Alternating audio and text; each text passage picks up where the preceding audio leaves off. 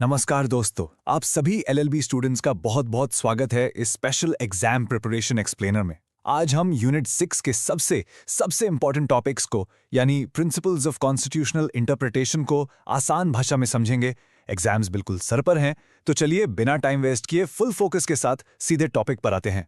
चलिए शुरुआत एक बहुत ही इंटरेस्टिंग सवाल से करते हैं। क्या आप सोच सकते हैं कि कोई कानून एक ही वक्त पर जिंदा भी हो और मुर्दा भी? हाँ, आई नो, सुनने में थोड़ा अजीब लगता है ना? लेकिन इंडियन कॉन्स्टिट्यूशनल लॉ की दुनिया ऐसी ही अमेजिंग कॉम्प्लेक्सिटीज से भरी हुई है और आज हम इसी पजल को सॉल्व करने वाले हैं। देखिए, ऐसे अजीब सवालों का जवाब देने के लिए ना हमारी जुडिशरी एक स्पेशल टूल किट का इस्तेमाल करती है। इस टूल किट को कहते हैं डॉक्ट्रिन्स ऑफ इंटरप्रिटेशन। तो आज का हमारा एजेंडा बिल्कुल साफ है। हम इस पूरी टूल किट को खोलेंगे, इसके हर एक टूल को उठाएंगे और समझेंगे, हार्मोनियस कंस्ट्रक्शन से लेकर सेवरेबिलिटी तक। हम देखेंगे कि ये डॉक्ट्रिन्स क्या हैं, इनके लैंडमार्क केसेस कौन से हैं और आखिर में कुछ इंपॉर्टेंट क्वेश्चंस भी सॉल्व करेंगे। तो रेडी है? Let's go. तो सबसे पहला सवाल तो यही उठता है कि आखिर हमें कॉन्स्टिट्यूशन को इंटरप्रेट करने की जरूरत ही क्यों है? भाई लिख दिया, बस उसको फॉलो करो, राइट? नहीं, ऐसा इसलिए है क्योंकि हमारा संविधान कोई पत्थर की लकीर नहीं, बल्कि एक लिविंग डॉक्यूमेंट है, एक जिंदा दस्तावेज। सोसाइटी बदलती है, चैलेंजेस बदलते हैं और उन बदलते हालात में संविधान का क्या मतलब है, ये समझाना ही जुडिशरी का सबसे इंपॉर्टेंट काम है। देखिए, कॉन्स्टिट्यूशन हमारे देश का सबसे बड़ा कानून है, द सुप्रीम लॉ, और जुडिशरी है उसकी गार्डियन। इस तराजू की इमेज को देखिए। बिल्कुल इसी तरह जुडिशरी को एक बैलेंस बनाना पड़ता है। एक पल्ले पर है पार्लियामेंट या स्टेट लेजिस्लेचर की कानून बनाने की पावर और दूसरे पल्ले पर हैं हम सबके यानी नागरिकों के फंडामेंटल राइट्स। इसी बैलेंसिंग एक्ट को करने के लिए जुडिशरी जिन प्रिंसिपल्स का इस्तेमाल करती है वही हैं हमारे टूल्स या डॉक्ट्रिन्स। तो चलिए अपनी टूल किट का पहला औजार उठाते हैं। मैं इसे प्यार से कहता हूं द हार्मोनाइजर टूल यानी डॉक्ट्रिन ऑफ हार्मोनियस कंस्ट्रक्शन। जैसा कि नाम से ही साफ है, इसका काम हार्मनी यानी सामंजस्य पैदा करना है जब दो कानून या प्रोविजंस आपस में टकरा रहे हों। इस डॉक्ट्रिन का एक ही गोल्डन रूल है, जोड़ो तोड़ो नहीं। मतलब जब दो प्रोविजंस आपस में लड़ते हुए दिखें तो कोर्ट को उन्हें इस तरह से इंटरप्रेट करना है कि दोनों जिंदा रहें, दोनों को इफेक्ट दिया जा सके। मकसद डिस्ट्रक्शन नहीं, हार्मनी है।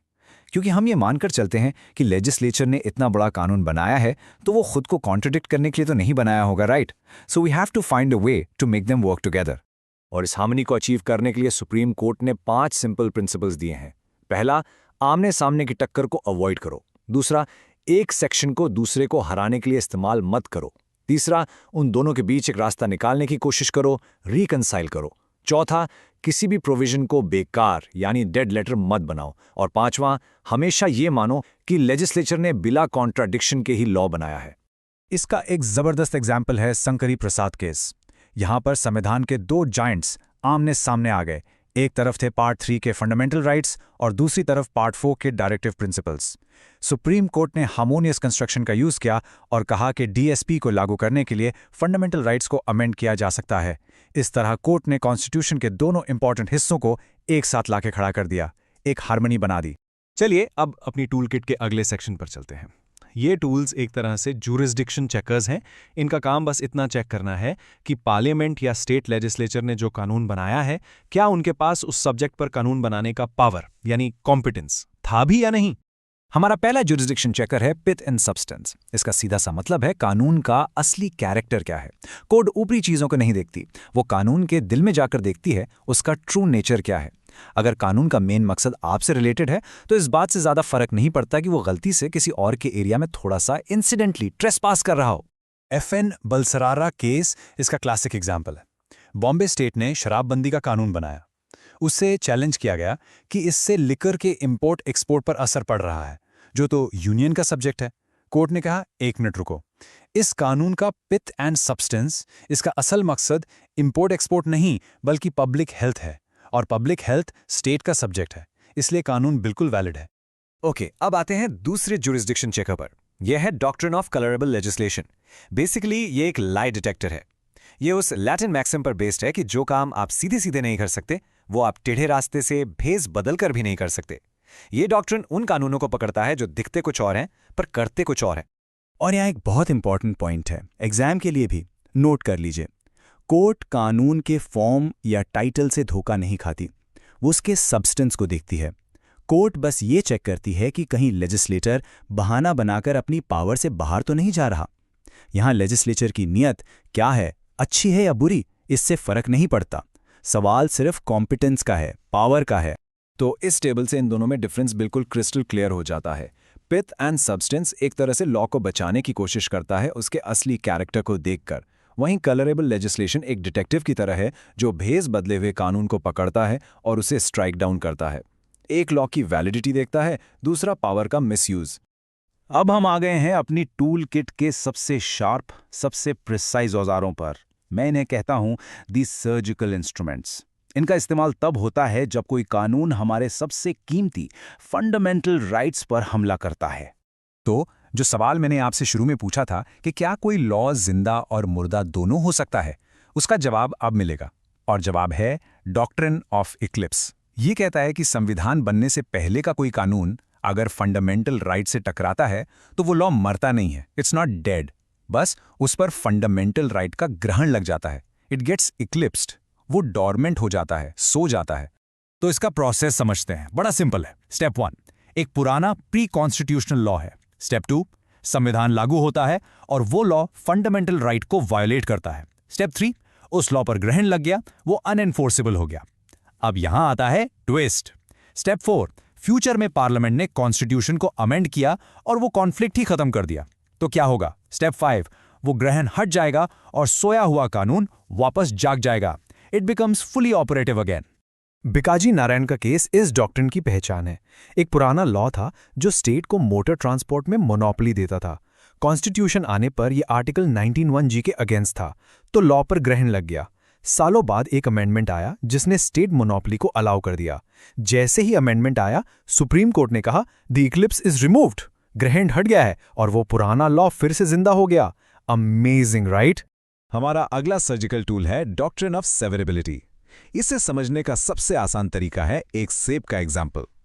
मान लीजिए आपके पास एक सेब है जिसका एक छोटा सा हिस्सा खराब हो गया है, तो अब क्या करेंगे? पूरा सेब फेंक देंगे? नहीं ना, आप चाकू लेंगे और सिर्फ उस खराब हिस्से को काटकर अलग कर देंगे। डॉक्ट्रिन ऑफ सेवरेबिलिटी बिल्कुल यही है। अगर लॉ का कोई पार्ट अनकॉन्स्टिट्यूशनल है तो कोर्ट सिर्फ उस पार्ट को काटकर निकाल देती है, बाकी पूरा लॉ जिंदा रहता है। और यहां सुप्रीम कोर्ट ने एक गोपालन केस में एकदम एक एक्सपर्ट सर्जन की तरह काम किया। प्रिवेंटिव डिटेंशन एक्ट का सेक्शन 14 असंवैधानिक था, तो कोर्ट ने क्या किया? उन्होंने पूरे एक्ट को नहीं फेंका, उन्होंने सर्जिकल प्रिसिजन के साथ सिर्फ सेक्शन 14 को एक्ट से सेवर कर दिया, काट कर अलग कर दिया और उससे वॉइड डिक्लेयर कर दिया, और बाकी का पूरा एक्ट वैलिड रहा। तो इन दोनों सर्जिकल टूल्स में आखिर फर्क क्या है? इस टेबल से बिल्कुल साफ है। इक्लिप्स लॉ को सुला देती है, कोमा में भेज देती है, जहां से वो वापस आ सकता है। ये ज्यादातर प्री कॉन्स्टिट्यूशनल लॉज पर लगती है, जबकि सेवरेबिलिटी एक परमानेंट एम्प्यूटेशन है। जो हिस्सा काट दिया वो हमेशा के लिए चला गया, उसका रिवाइवल पॉसिबल नहीं है। ओके, अब सब कुछ दिमाग में फिट करने का टाइम है। एक सुपरफास्ट 30 सेकंड का रैपिड फायर रिवीजन। ये एग्जाम से पहले आपके बहुत काम आएगा, so pay close attention. Ready? Let's revise the entire toolkit. Harmonious construction, conflicting laws को मिलाकर चलाओ। पिथ एंड सब्सटेंस, लॉ का असली कैरेक्टर देखो। कलरेबल लेजिस्लेशन, जो डायरेक्टली नहीं वो इनडायरेक्टली भी नहीं।